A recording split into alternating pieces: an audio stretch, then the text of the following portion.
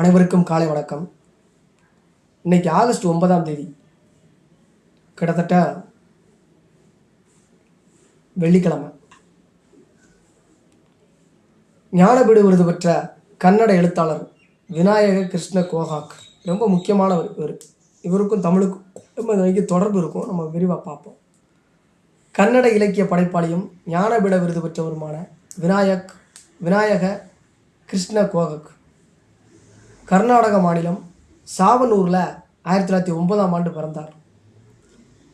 தார்வார் கர்நாடக கல்லூரியில் இலக்கியத்தில் இளங்கலை முதுகலை பட்டம் பெற்றார். புனே பெர்குஷன் கல்லூரியில் ஆங்கில பேராசிரியராக பணியாற்றினார். இங்கிலாந்தின் ஆக்ஸ்போர்டு பல்கலைக்கழகத்தில் உயர்கல்வி பயின்று முதல் வகுப்பில் தேறினார். நாடு திரும்பியதும் சாங்க்லி வில்லிங்டன் கல்லூரி முதல்வர்